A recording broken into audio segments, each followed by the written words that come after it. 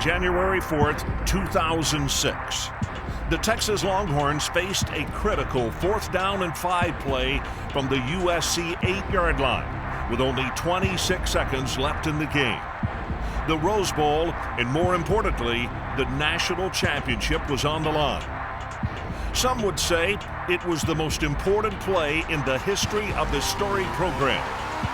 All the dreams, all the hopes for the national championship come down to this play. It had been over 35 years since the Horns had won a national championship.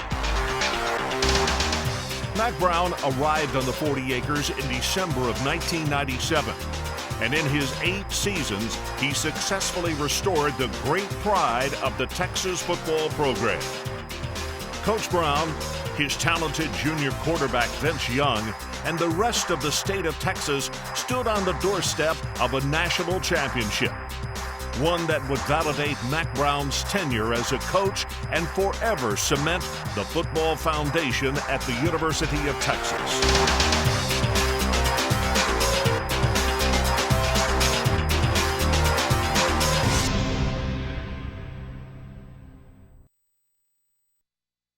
Texas football is one of the greatest things in America.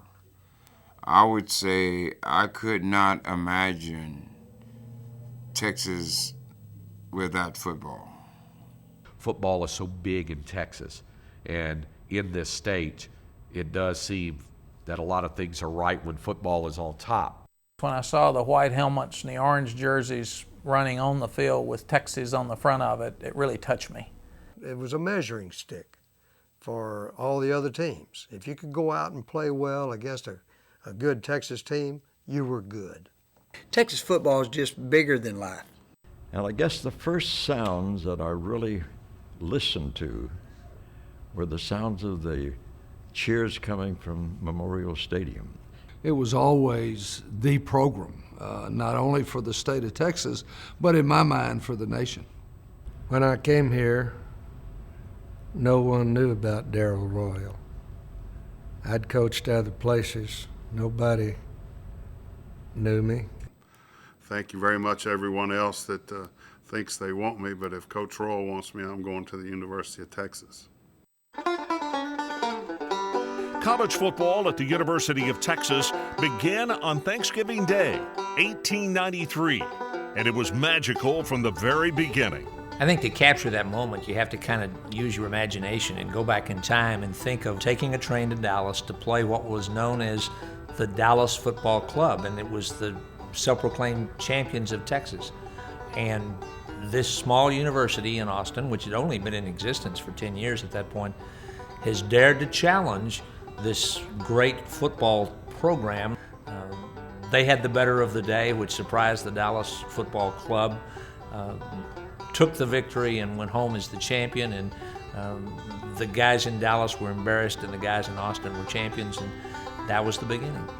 The pressure to win was evident, and the Austin faithful expected the best from their football team.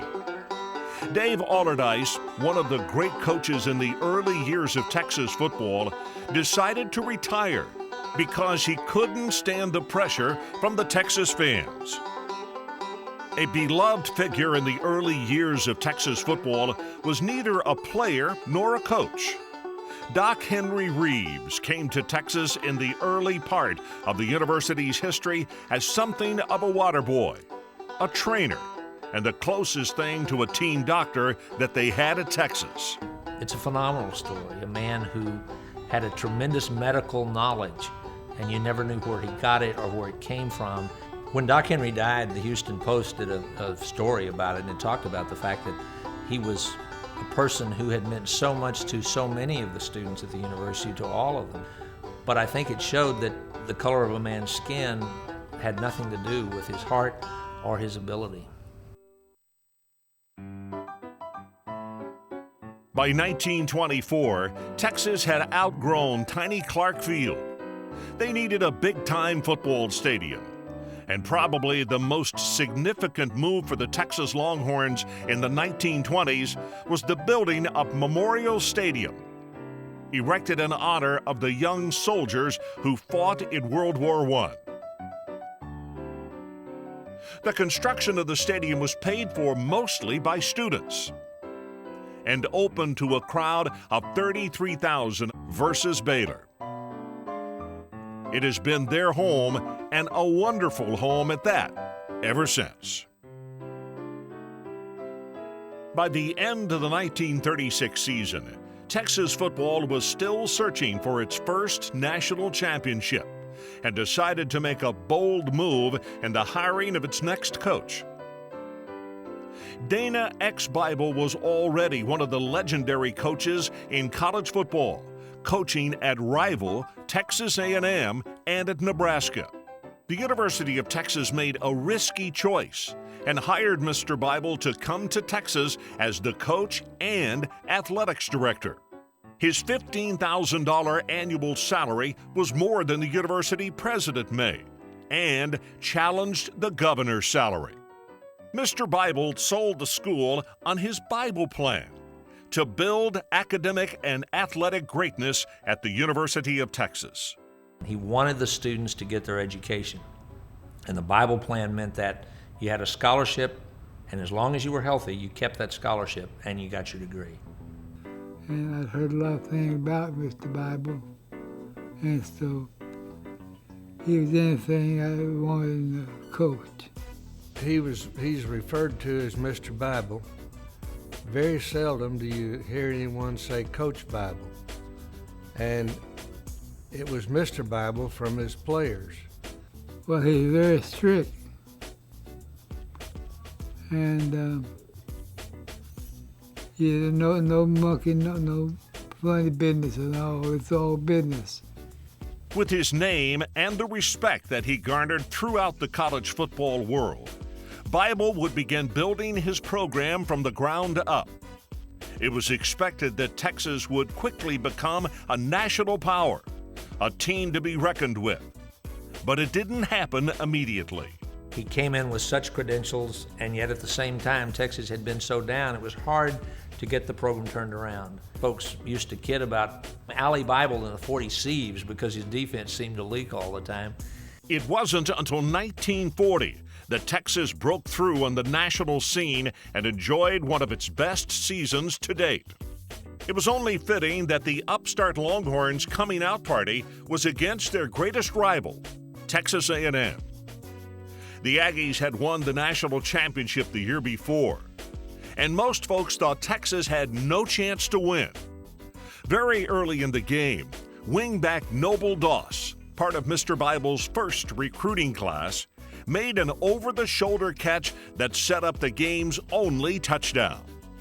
Is what I call a down and out pass, and we use it a lot during the year, so it was something new. And so I just run the route we always run, down and out. It worked good, real good. Pete Layden scored on a 1-yard run, and Texas won 7-0, knocking the Aggies out of the Rose Bowl and out of the national championship. More importantly, it established exactly what Mr. Bible had set out to accomplish at UT. The 7-0 victory became famous, but the catch that Noble Doss made, it was an over-the-shoulder catch, and that picture probably typifies the first 100 years of Texas football more than any other single picture, and it forever will hang in the memory and in the hallways of Longhorn lore. 1 year later, the 1941 version of the Longhorns was poised to be the best Texas team ever, and they set their sights on the Rose Bowl and a national championship. By the middle of November, the team was undefeated, and Life magazine featured the team on its cover. Now, the whole country was watching as this scrappy bunch made a run at Texas football history. Unfortunately, for that particular Longhorn team, their dreams got dashed. Even though they beat the hated Aggies at Kyle Field that season, a loss to TCU and a heartbreaking tie with Baylor thwarted any Rose Bowl and national championship aspirations. The outbreak of World War II meant that most young kids would be off fighting instead of playing football. As the war ended, a new hero emerged on the Texas football scene. After being discharged from the Merchant Marines before the season, Bobby Lane became a Longhorn legend on New Year's Day 1946 in the Cotton Bowl versus Missouri. Lane ran for 3 touchdowns, caught another, threw for 2 more, and for good measure, he kicked 4 extra points. Bobby Lane was the most famous Longhorn athlete of any sport in Texas' first half-century. As his All-American career wrapped up, so did Mr. Bible's coaching tenure. UT's football coach would retire from the field after the 1946 season. A decade later, Texas had still not won a national championship. So in 1956, Mr. Bible, who was still the athletics director, picked up his telephone and changed the course of Longhorn history. One night, I got a very important call from Mr. Bible. I was up in Seattle and coaching University of Washington, and I got this phone call and said, "Hello, Darryl, this is DX Bible." I knew exactly what the call was about, of course. And Coach Royal put his hand over my mouthpiece of the phone and looked at his wife and said, "Edith, this is it. This is the University of Texas." I think it was an extremely big reach because I was only 32 at that time and really didn't have that much of impressive of a coaching record. Darryl K. Royal arrived in Texas in December 1956. He was the youngest coach in college football, and it was his task to carry on the pride of Texas Longhorn football. Coach Royal had gone to the University of Oklahoma, so he was very familiar with the Texas program and its rich history. But when Coach Royal began coaching at Texas, the football team in Austin was far from perfect. Fact is that it was a day-to-day job, and I was just trying to get things done and handle it from day to day and scratch where it itches and try to take care of the job and improve every day I was here. Coach Royal not only taught his players the game, he taught them about life, and they carried his message beyond the confines of the football field. He ran a program with honesty and integrity. So you're a part of a team, and one of the first things that Coach Royal would tell you, if you got to cheat, why do you play? And that's remained with me. The thing that was the most visionary is when he came in, and after he'd been here for a year or two, and he, I think, was told by the athletic director, Mr. Ali, that he could hire another assistant coach, that he could add an assistant coach. He said, "I would like to add an academic counselor, a brain coach." Coach Royal was the first coach in the NCAA to hire an academic counselor, Lon Hewitt. And Lon would call you in if your grades were sagging. He wanted to know why. He'd help you with your classes, help you find tutors. Well, it makes perfect sense. And that's the way Darryl was. Darryl coached with and lives with great common sense. Coach Royal's impact was immediate. The Longhorns went from 1-9 the previous season to 6-3-1 in 1957 and a berth in the Sugar Bowl. He was fond of saying, "Luck is when preparation meets opportunity," and he proved it to be true in his first year in Austin. I never saw luck go jump on a guy in the shade. You got to get out of the shade and get out in the sun and sweat, work, sacrifice to be able to win. He was demanding. I mean, you worked, but it was under his eye. And what he wanted, he knew. And you needed to be doing what he wanted. So, Mr. Bible gave Coach Royal 2 goals when he hired him as the head coach: get the football program back on track and beat rival Oklahoma in the annual Red River Shootout. In his second season in 1958, he accomplished both, and it was all because of the 2-point conversion. And I'd been pretty vocal that I was opposed to the rule, but And I decided that if we scored first, that we were going to go for the two. And we luckily did score first and go for the two. And it turned out to be the margin of victory. Texas beat Oklahoma 15-14, and that was the first game in college football history in which a two-point conversion decided a game. The win established Coach Royal as a big-time college football coach and pointed the Longhorns on a path to the national championship. It was our first victory over Oklahoma in about 8 years or so, and for it to happen in my second year, it gave me a little bit of support and a little bit of uneasiness of how young I was. They kind of forgot about all those things and accepted me as a coach. I thought it was the most important victory of my whole coaching career. Texas was hungrier than ever for a national championship. And heading into the '63 Red River Shootout, both the Sooners and the Longhorns were unbeaten. Joe Don Looney, the Oklahoma running back, gave the Longhorns all the motivation they would need in this battle, especially Texas defensive stalwart Scott Appleton. His comment before the ball game was, "Appleton's tough, but he ain't met the Big Red yet." So when we played that game, it's Oklahoma #1, Texas #2. And I think Joe Don Looney had said a few things about us as to maybe our defense wasn't quite as strong as it should be, and that we probably wouldn't be able to shut him down or whatever.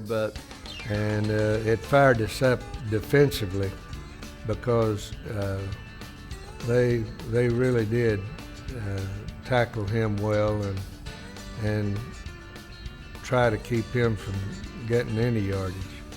We took the opening kickoff and we drove 75 or 80 yards and scored on our first drive. And we had done that a good bit that year, but I think that gave us the confidence to know that we could move the ball against Oklahoma.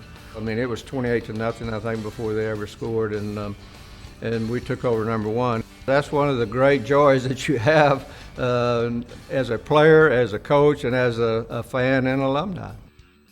The #1 ranked Longhorns were on the verge of their first national championship, and only in-state rival Texas A&M stood in their way. But there was a chance that this Thanksgiving Day tradition would never be played.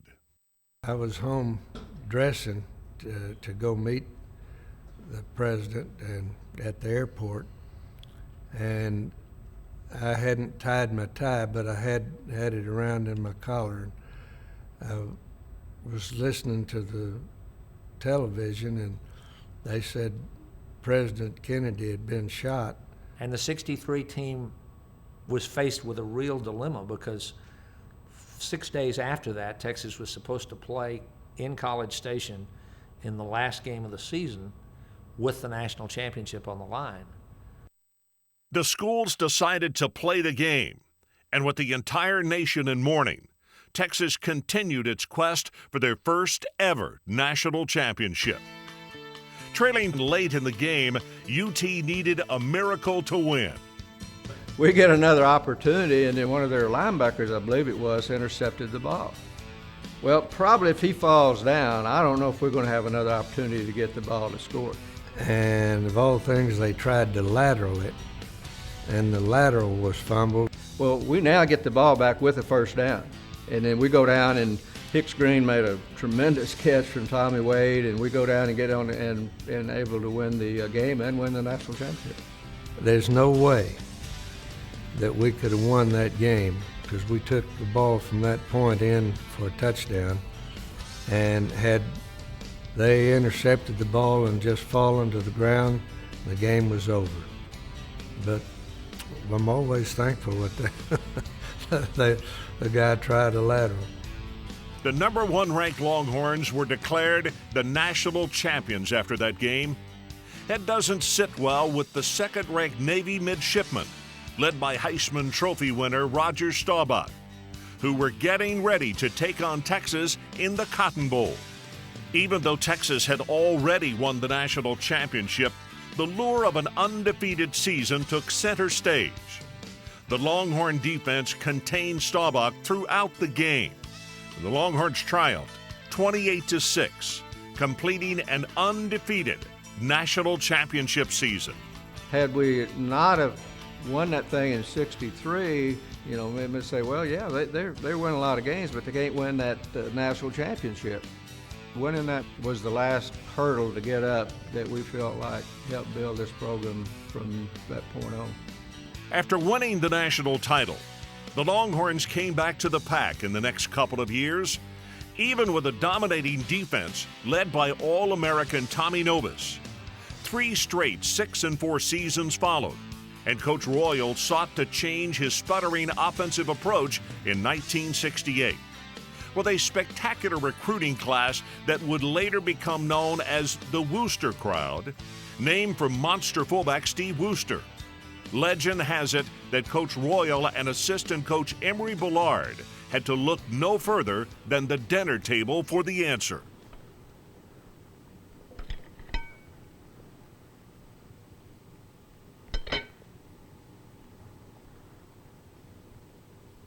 You know, Edith, I have an idea. The wishbone offense, a revolutionary formation that allowed the Longhorns to play 4 players in the backfield, was born. Because we had 2 outstanding halfbacks, Jim Bertelson and Ted Coy, and both of them deserved to be in there playing. And then, of course, we had Wooster in the middle at fullback. The Longhorns lost the first game that season and tied the second.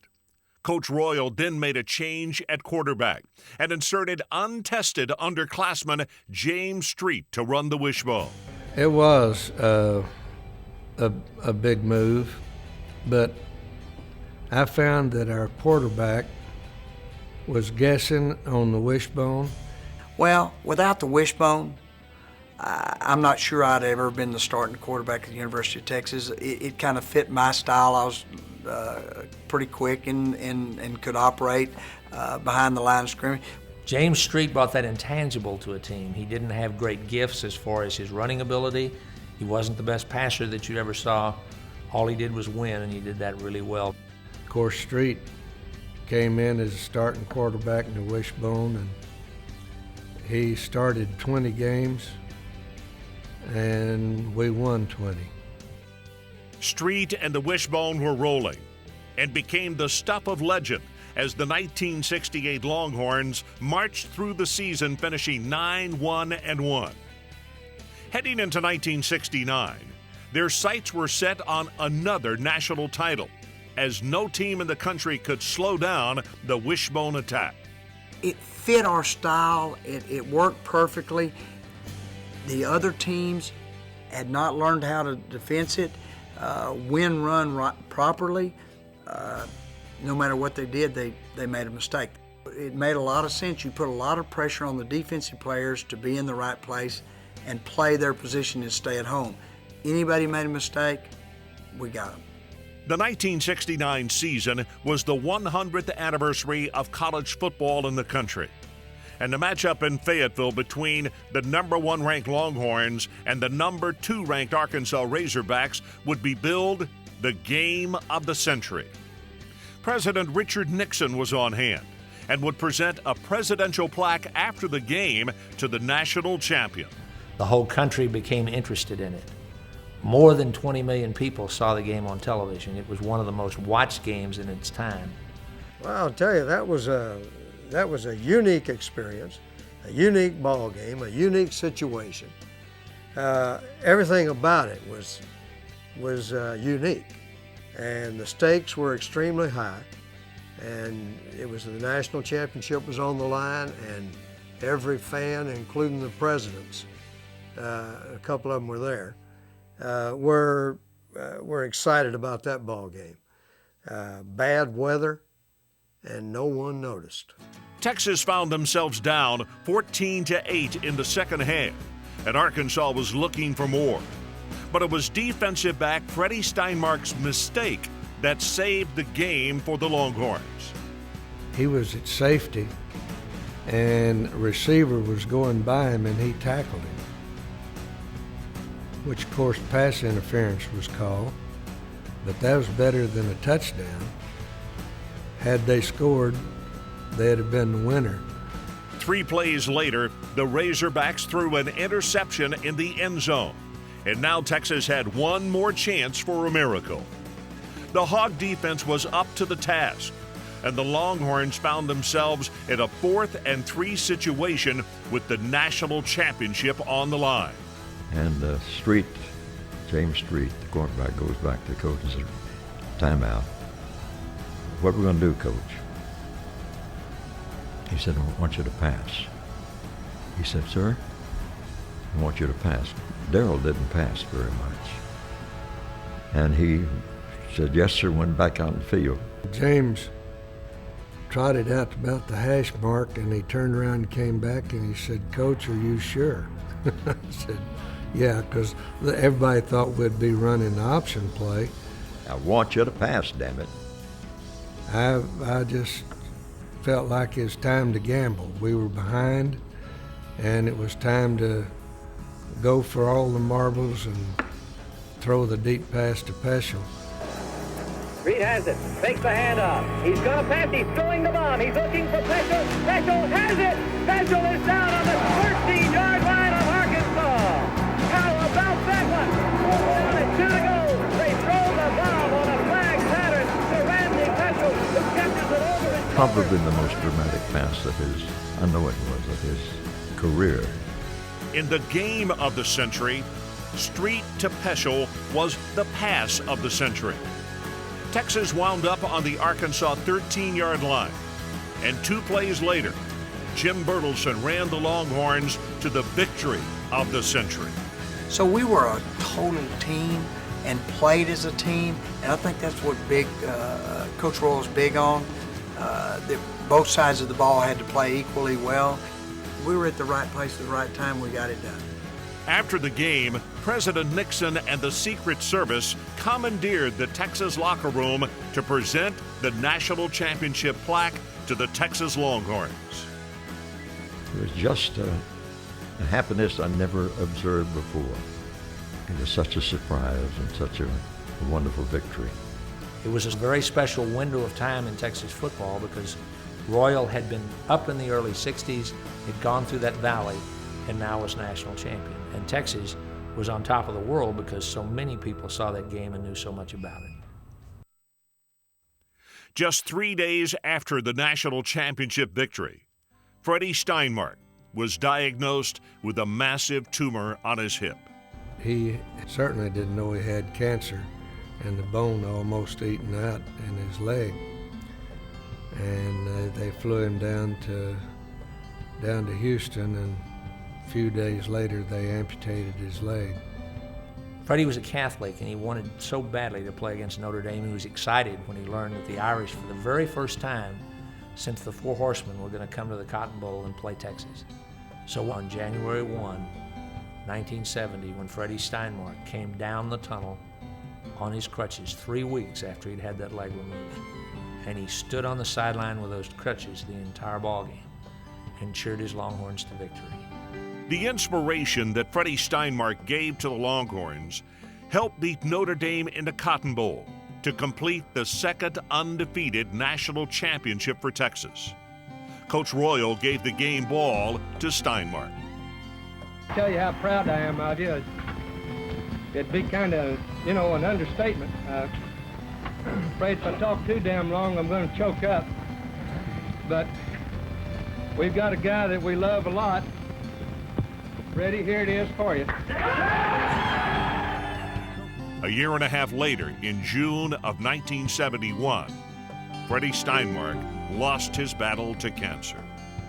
But Freddie was one of those guys, just the Lord put him in the right place at the right time, and never complained, never woe is me, and even to the very end, he was upbeat and happy, and that's the way we all remember Freddie.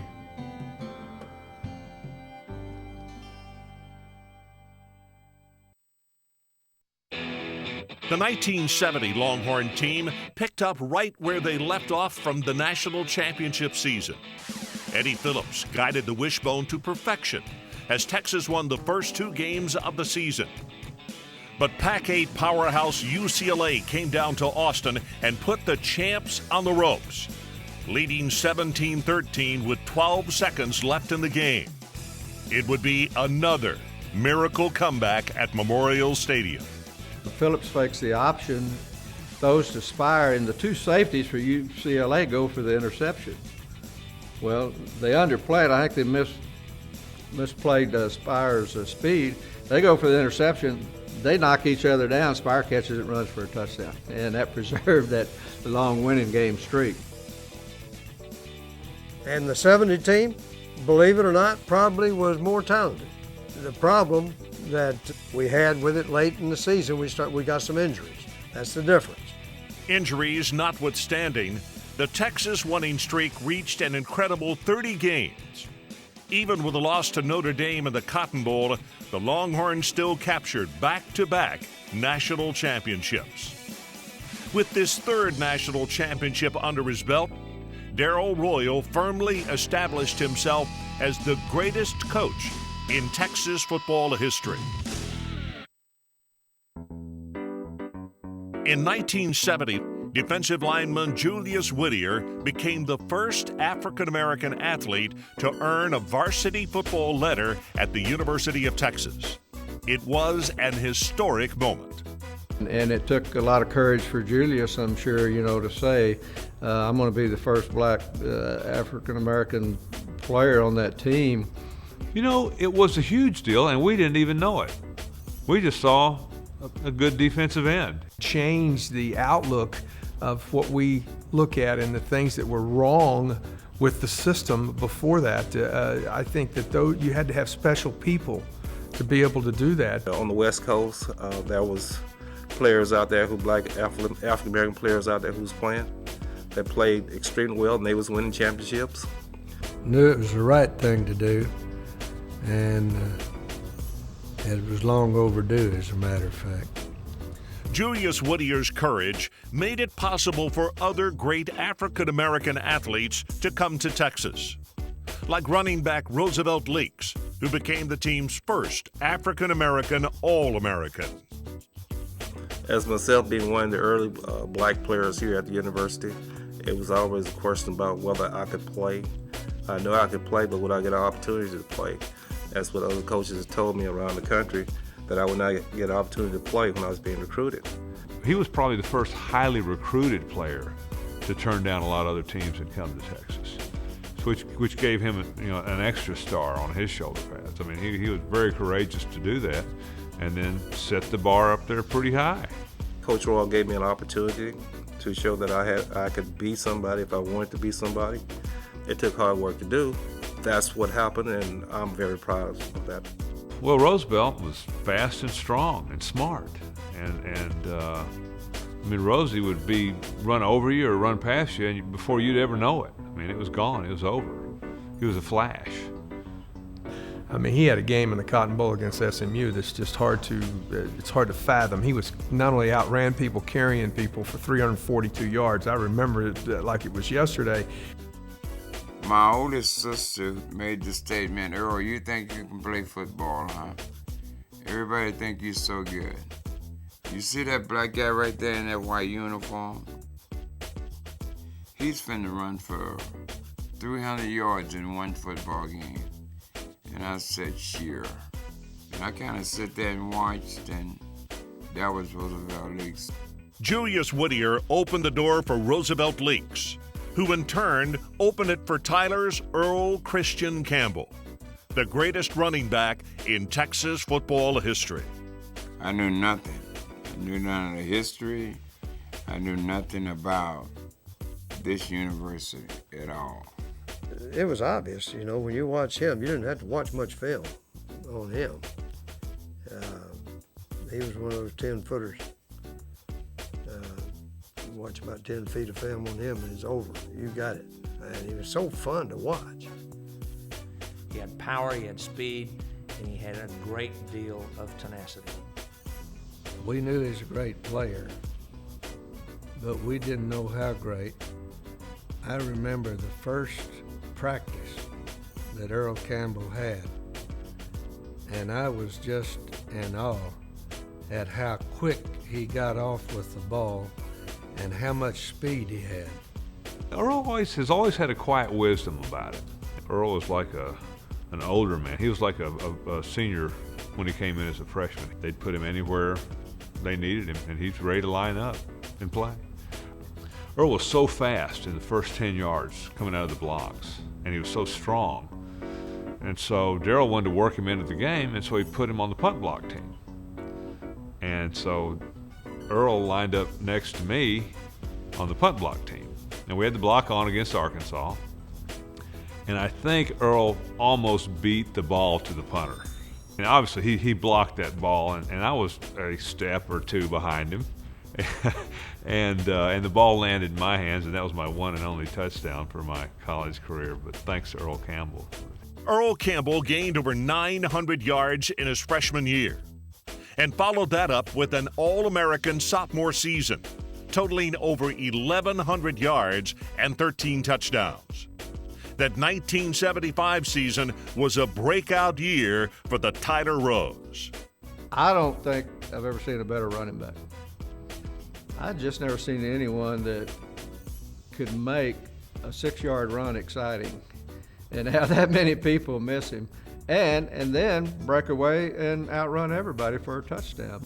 Injuries marred Campbell's junior year, and toward the end of the 1976 season, rumblings began that Darrell Royal would step down as the Texas football coach. I had learned that climbing is easier than maintaining.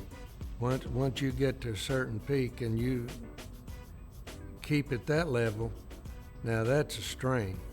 I never wanted to stay in the coaching profession until people wanted me to leave.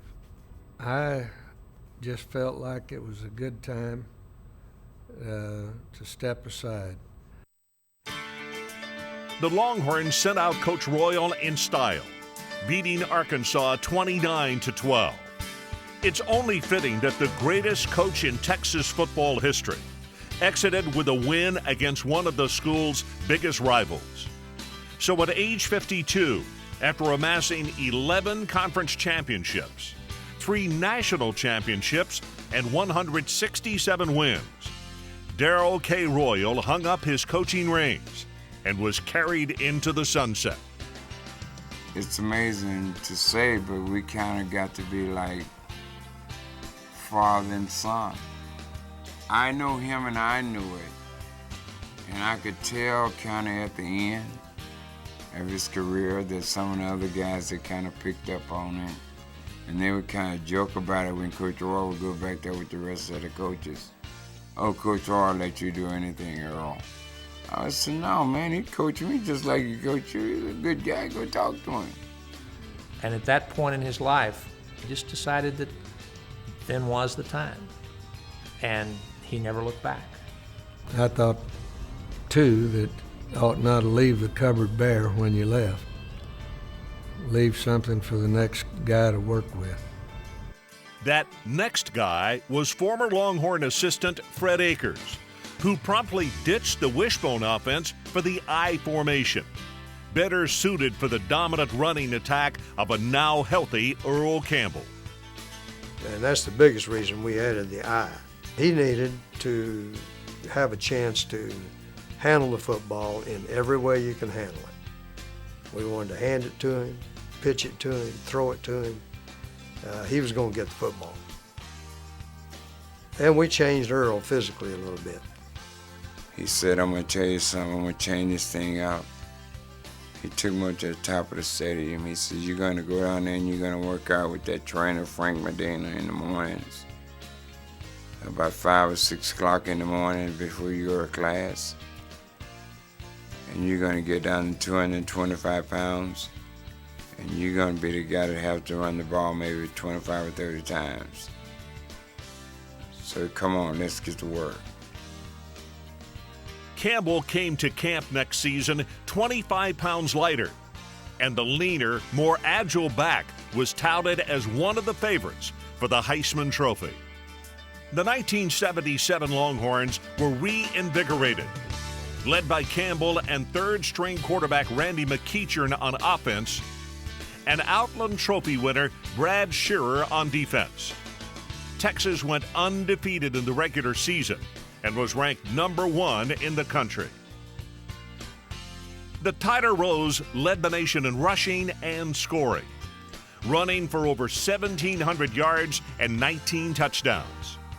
Campbell was the front-runner for UT's first ever Heisman Trophy, but needed a big game in the season finale versus Texas A&M to lock it up. By this time, I understand what the Heisman is, because of that the guy in Dallas named Tony Dorsett was the year before me. Coach Akers says, you know, you give me anything over 200 yards, you win the Heisman Trophy. Sure enough, God blessed me and our team, and that's what we did. Winning the Heisman was an incredible accomplishment for Campbell, but an undefeated season and a national championship were at the top of the list for the Longhorns and their first-year head coach. But Joe Montana and the Notre Dame Fighting Irish would stand in their way. And we played Notre Dame in the Cotton Bowl, and they just really, we couldn't stop them defensively. We did not do a good job defensively of slowing them down. And they lined up on Earl and did a good job of stopping Earl. Notre Dame, with another quarterback named Joe Montana, pulled out a victory and beat Texas and ended what was Akers' dream season in his very first year, when it appeared a national championship was easily within reach. Akers followed the spectacular start in '77 with 9 straight winning seasons and 9 consecutive bowl berths. In 1983, Akers had the Horns in the hunt for another national title, going undefeated in the regular season before losing to Georgia 10-9 in the Cotton Bowl.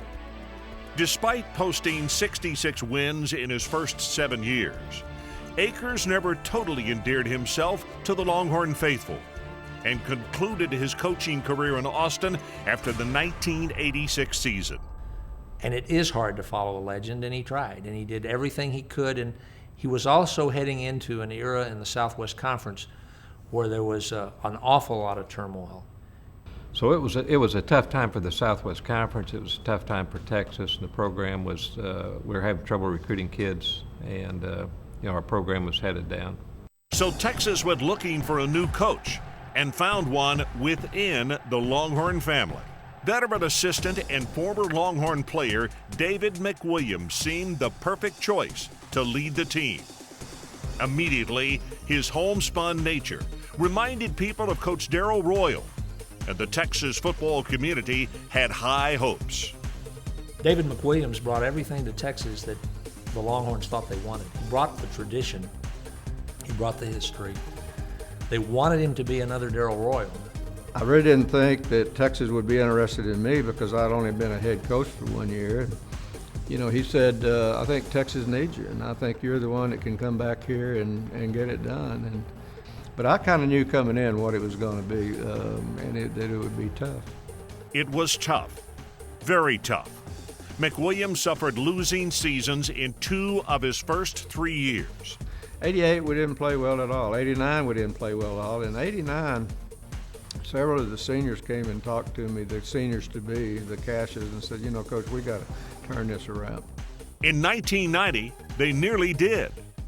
Texas opened up with an unexpected win over nationally ranked Penn State, and the Longhorns used that momentum and their Shock the Nation tour to win 10 games that season. They were beaten badly by Miami in the Cotton Bowl 46-3, and the program never recovered. The issues with David started was the Miami game in the Cotton Bowl where he struggled with that. Well, you know, after the 90 season, I really thought we were kind of on our way. I mean, that we had a chance to then finally get back to where Texas should be. The Horns looked forward to the 1991 season with anticipation. There was even talk of gunning for a national championship. But after winning only 5 games, a disappointed David McWilliams decided to step down. It was more of, this is my school, and hey, I'm not getting Texas back to those national rankings like they should be. And as much as I hate to do it, it's time for me to step down and let someone else come in. Not since Coach Royal in 1956 and Mr. Bible before him had the University of Texas ventured as far afield as they did to find John Mackovic in 1992. Known for his wide-open offense, Mackovic looked to bolster the spirit of the proud Texas tradition. As a coach, Coach Mackovic is a professor. You know, he's a good offensive mind. He has a great offensive scheme, and he kind of plugs players into his system. Determined to carve his own legacy, Mackovic steadily rebuilt the UT program. It made its most dramatic mark in 1994, when redshirt freshman James Brown exploded off the bench to start in Dallas against Oklahoma. James Brown, the Texas quarterback, gets the snap, and now it's bootleg, and he will run. He will throw instead, downfield, complete at the 35-yard line for the first down. James Brown not only fooled me, but he also fooled the Oklahoma defense. We went through the pre-game drills and everything, came back in, said the prayer, and Coach Mackovic was like, well, y'all, James is going to be starting this week. Out of all games at his initiation to Texas football and college football was against OU. And, you know, as a freshman, the kid comes in and get it done. James Brown, quick drop, looking toward the end zone. Now he will run. He's got plenty of room. 5-yard line, goal line, touchdown, James Brown. 9-yard touchdown run by James Brown. And for the first time this afternoon, the Texas Longhorns take the lead. Texas beat Oklahoma and ended the '94 campaign with 3 straight victories, including a 35-31 win over North Carolina in the Sun Bowl, the first Texas Bowl triumph in 13 years. James Brown revitalized Texas football, put us back on the map, put us back in the right direction. After a 10-2-1 season in 1995, Longhorn football seemed to be headed in the right direction. The same could not be said for their longtime home, the Southwest Conference. As much as we all love the Southwest Conference, it absolutely was doing nothing for Texas. And the Texas football, Texas sports were laying dormant or going downhill because we couldn't keep Texas kids in Texas. The Southwest Conference basically was doomed. But it was also true that the Big Eight was doomed.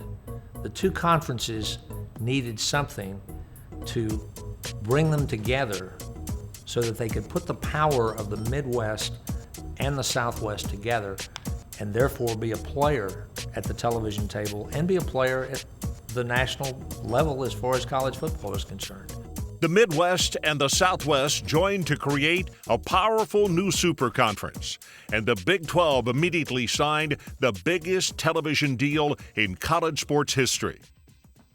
The 1996 season was also the year that Memorial Stadium was renamed Darrell K. Royal Texas Memorial Stadium in honor of the greatest coach in Texas football history. I was asked to, by the president, Bill Cunningham, if he and athletic director could come out and visit with me at the house. I thought, well, they're wanting to take me off the payroll, and I'm going to make it as easy for them as I can. I'm not going to let them explain how they feel. I'm going to just say, it's fine, I accept it, no problem. Well, they come in and said, we've decided to name the stadium after you. And I just sat there dumbfounded. And President Cunningham said, well, do you accept it? You've got to accept it.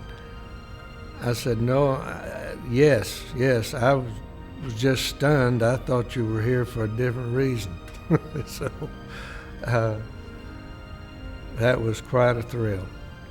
To be honored by having a name on the stadium, and you've been a coach, I can't tell you how much I appreciate that, how much I've enjoyed it.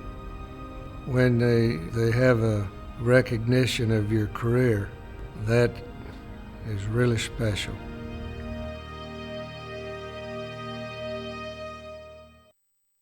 Texas entered that inaugural Big 12 season with its first preseason top 10 ranking since 1984. After 7 games, UT had won but 3 games.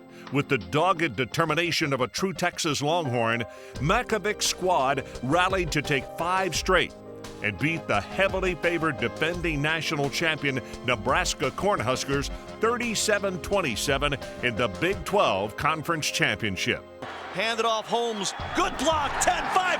Touchdown! Touchdown Longhorns. Daniel with a huge block. Whoa! Do you believe it? It is 36-27, and we are witnessing, friends, a huge upset. The glory of that victory didn't last long. In 1997, Texas was routed by UCLA 66-3 in the second game of the season. Cade McNown turns, fakes the handoff. He will throw to the end zone, wide open, the tight end, touchdown. Mike Reeb catches the 1-yard touchdown pass from Cade McNown, and the Bruins now lead at 23-0. And this crowd of 75,000 plus just absolutely stunned.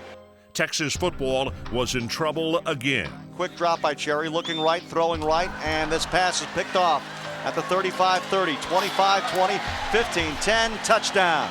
UCLA's Damian Allen returns the interception for a 40-yard touchdown.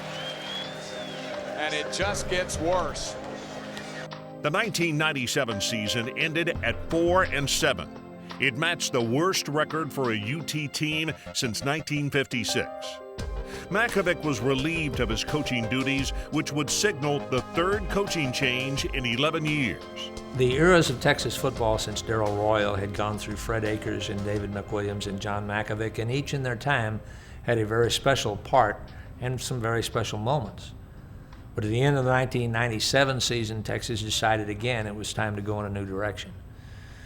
One of the things that we did with that committee was to establish our own criteria. We took all those resumes and set them aside. We said, let's start with our criteria. What do we want?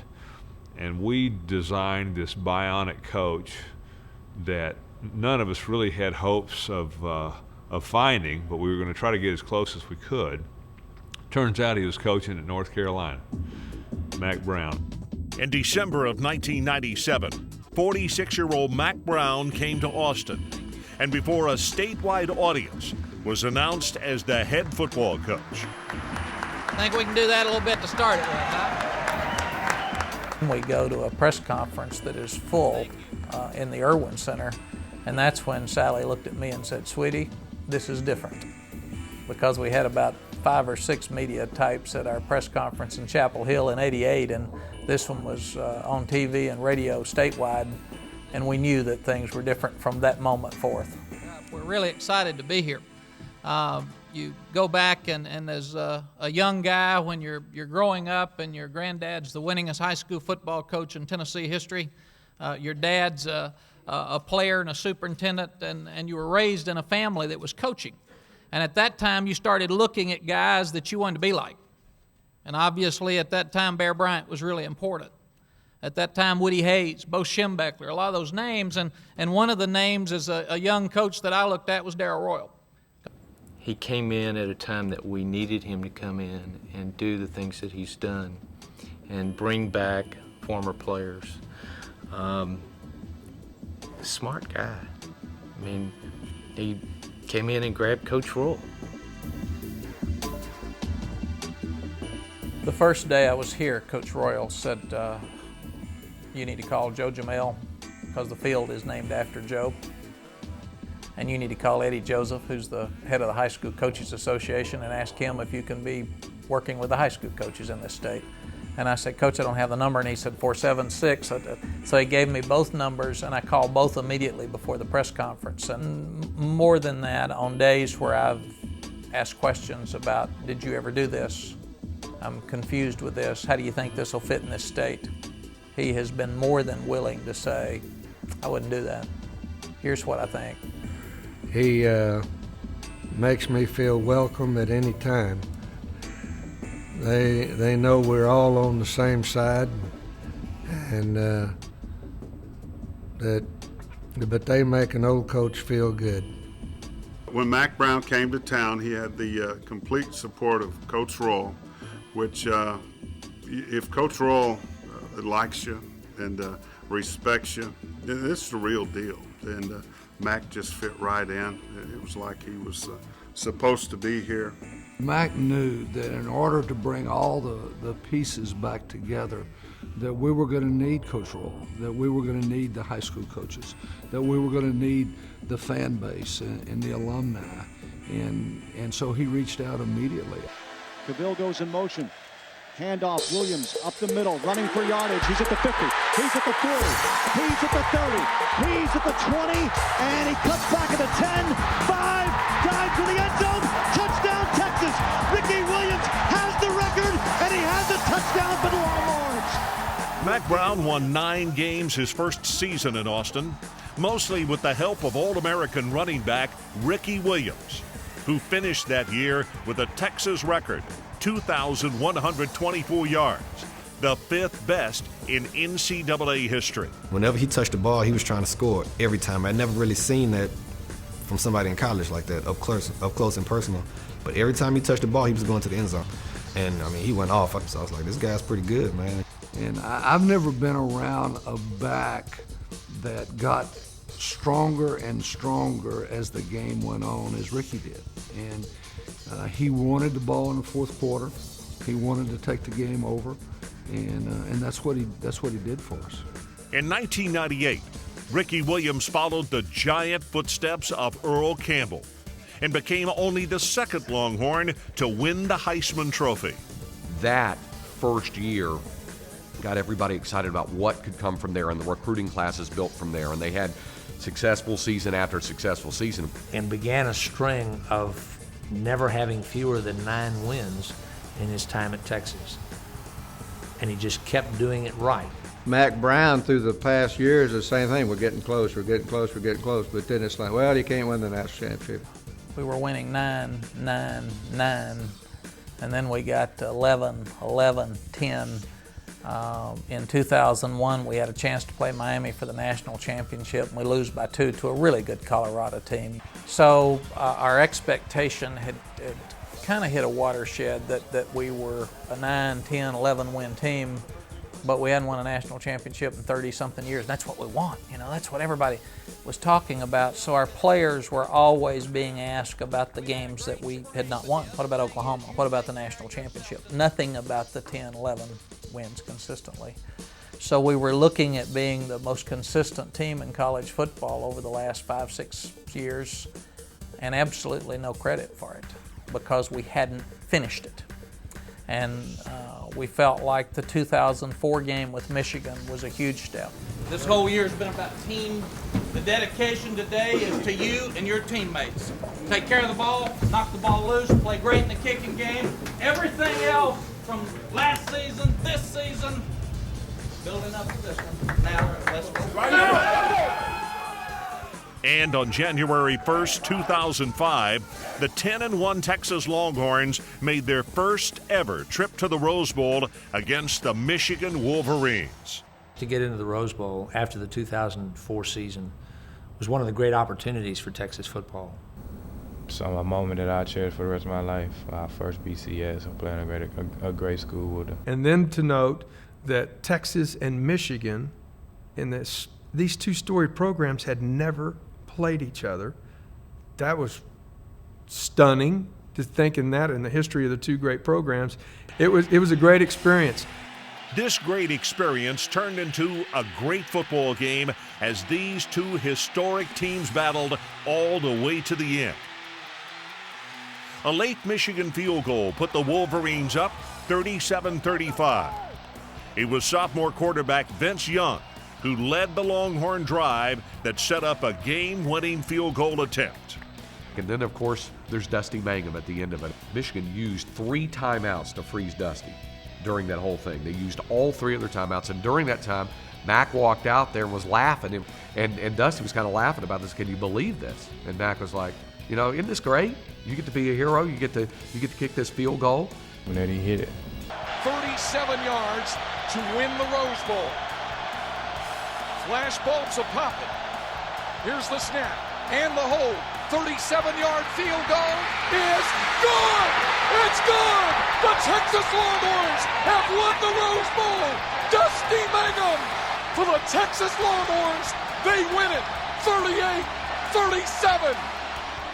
I mean, if he don't hit it, just knowing that we did our best as a team. But he comes on and bends that one in there from 37 yards out to win it, and he becomes an instant legend afterwards for them winning the Rose Bowl. But the Michigan win validated Texas, and it validated Mack Brown's program.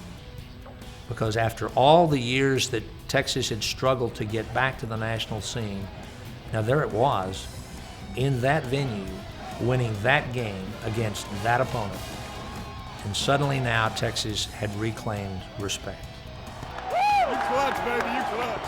After beating Michigan, it was like the whole place was on fire and knew that now we're there. We've got a chance now to compete for the national championship every year, not just this year. And I even caution people that would say, this is your year. No, that means we don't have next year. We don't have the next year at Texas. It should be our year every year. The 2005 season was one team, singularly focused, with only one goal: win the national championship. The second game of the season on the road at Ohio State would be the Longhorns' biggest challenge all year. Going into that horseshoe and playing there in that stadium was another opportunity for Texas. To play a team that has a lot of tradition, you know, coming in from a team who has a lot of tradition, you know, we felt like that was a moment that we could be better than any other team that ever come through Texas. I think that game was just a test, a big test. It was like a midterm test. And then ultimately, it's Vince with just over 5 minutes to go. He brings it down, he finds Lima Swede. Back to pass, looking with a lot of time, bluffs it in the corner, it's caught! It's a touchdown for Texas! What a catch by Lima Swede! I mean, a lot of different things went on in that ball game, but we just kept believing in each other. I think it defined us as a team, who we are, of what we can do. And those are the type games you have to win them all. And Ohio State might very well have won it all if they had beaten us that night, because they were definitely one of the best teams in the country. And we didn't kill Ohio State, but we beat them up there in a really good football game. And I think then you just saw that chemistry of, you know, I think we can believe and we can live this dream. 2005 proved to be a dream season for the Texas Longhorns, as the boys from Austin dominated their opponents like no UT team in history.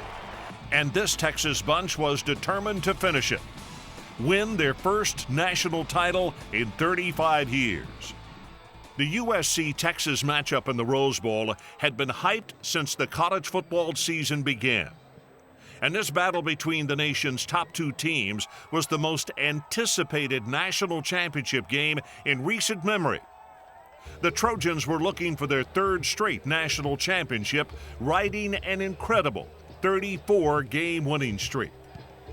Led by 2005 Heisman Trophy winning running back Reggie Bush and Southpaw quarterback Matt Leinart, who had won the Heisman the year before, most thought that USC would roll all over Texas. These guys heard all of that, and they heard it for a month leading up to the game itself, and I think it helped serve to motivate them. We talked about Troy and the Trojan horse and sleeping in at night and keeping your mouth shut. And then we talked about the quote, walk softly and carry a big stick. We're going to let them get all the publicity and feel very good about themselves. We're going to slip in that wooden horse. We're going to keep our mouth shut. We're going to be at their place. We got absolutely no chance to win, and then we're going to win. I mean, I had just lost the Heisman for one, and then they gave it to USC, so it's pretty much like that whole year they was trying to give USC everything. And I just kept looking back at my teammates knowing that I wanted to bring that trophy home back to Texas. The USC-Texas game lived up to the hype from the start. Good evening, everybody.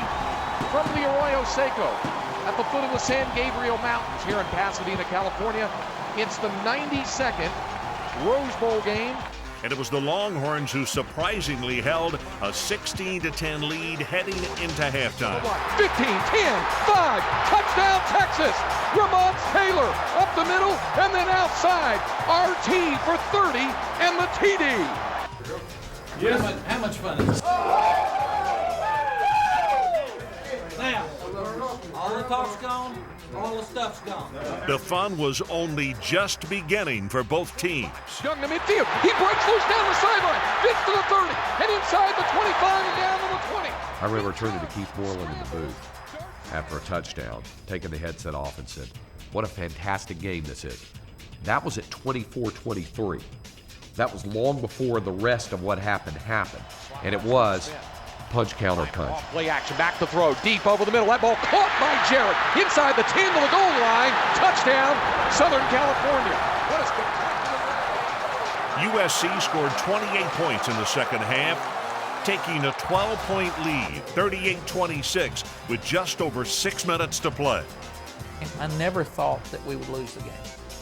And I knew, as our staff knew, it was a huge drive when you're down by 12 with 6:32 left. You have to score, and you don't need threes. So we were so good at no huddle all year. We had 4 downs to score, and we weren't going to punt. We were going to get our 4 downs. So we told the guys, we're going to score and get right back in the middle of this thing. So keep your mouth shut and go back to work. I think we scored in 6 plays. Wide left, rolling left. Young looks to throw. Now darts back to the right side. He's got running room. Vince punts to the 20, 15, 10, 5. Touchdown Texas. Vince Young working his magic yet again. And then we had to challenge the defense the same way. One stop. They are great. We weren't going to stop them consistently through the night. They were going to make their plays. Pat Matt on the head when he makes a good throw, he's a good player. Reggie Bush is hard to tackle. When he makes it, if you can grab him, grab him. But when he makes a good play, say good play. But we got to make one stop. You make a stop, we're going to win the national championship. 2:13 to go. Leinart under center. He'll hand off to White. He didn't get it. The Longhorns stop it at the 44-yard line. Texas is held, and the Longhorns take over at the Texas 44. 2:09 remaining in the ball game. They'll extend the chains, and the Longhorns will get it back. Vince Young and Texas had the opportunity. A football game, a program, a state's pride rested on the shoulders of number 10. It would take one last miracle. It was 26 seconds to a national title. It was 4th and 5. 4th down and 5. Texas at the USC 8. 3 wide receivers. Young from the shotgun. Back to throw. Vince looks under pressure. He'll tuck it in and run. Vince to the 5. Young. Touchdown Texas. Touchdown Vince Young. He's done it again. Vince Young has given the Longhorns the lead with 19 seconds to play in the game. And finally, Vince Young on 4th and 5 became a legend like those before him. Bobby Lane, Street to Peschel, the title rose, and now Vince Young. Texas beat USC 41-38 for the first time in 35 years. Texas finally finished it and was again national champions. Just to show it's been a long time since the University of Texas did it, and we can honestly say that myself and the guys who were part of the team, we can honestly say that we did that. For me, it was unbelievable. I get to live the '69 game all over. 35 years is a long time to wait.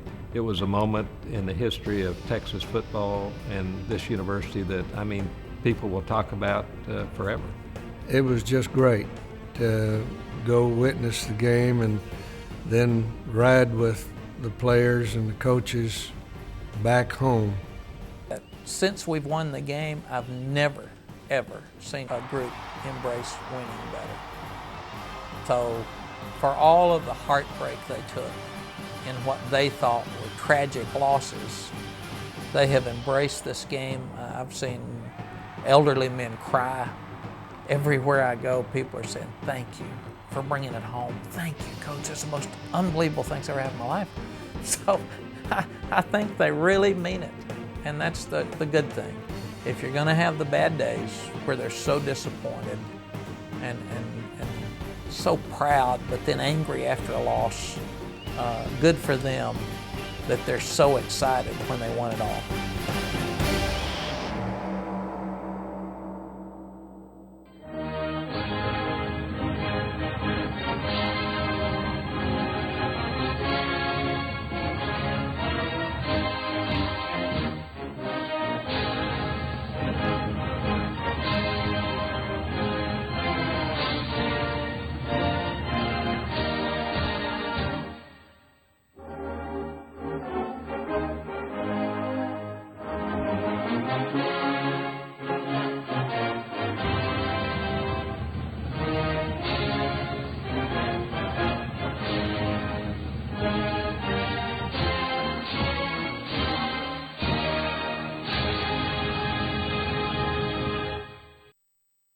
I thank y'all, Texas, for letting me come be a part of y'all fraternity.